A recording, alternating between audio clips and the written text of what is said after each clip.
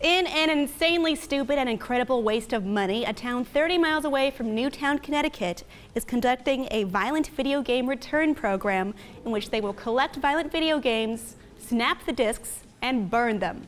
Because we didn't learn anything from Fahrenheit 451, Nazi book burnings, or that breathing plastic is bad. Southington SOS of Southington, Connecticut is conducting it. It consists of the Chamber of Commerce, YMCA, Board of Education, Fire Department, town officials, United Way, and local clergy. People can exchange their violent media. Yes, books and movies can be burned too.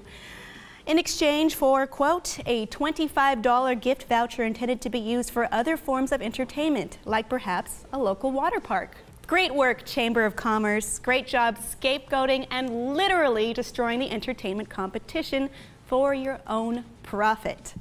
Very smart business move. Destroy someone else's art because it can be seen as dangerous. Fire and censorship will totally stop the violence. Oh, but that's not what Southington SOS is saying they're doing. Quote, the group's action is not intended to be construed as statement declaring that violent video games were the cause of the shocking violence in Newtown on December 14th. Rather, Southington SOS is saying that there is ample evidence that violent video games, along with violent media of all kinds, including TV and movies portraying story after story showing a continuous stream of violence and killing, has contributed to increasing aggressiveness, fear, anxiety, and is desensitizing our children.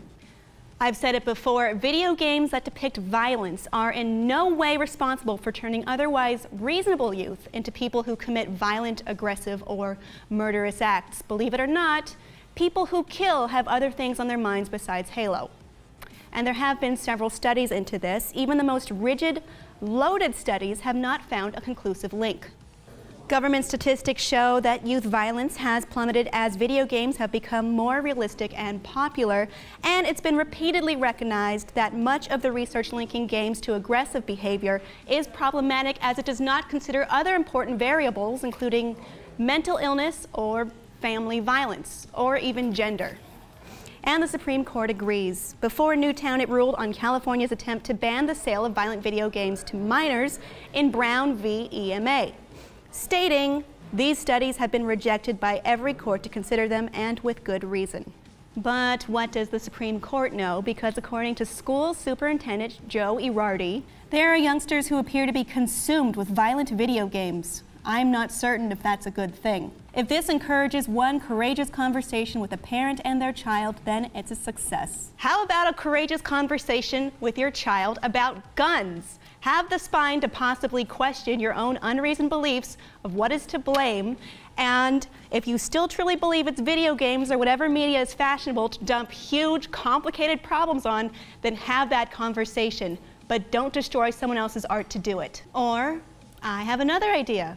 The trade-in/burning is on January 12th.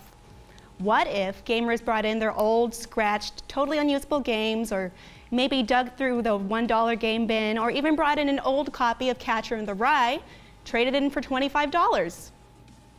You could exploit them because they're exploiting games as an easy, quick scapegoat.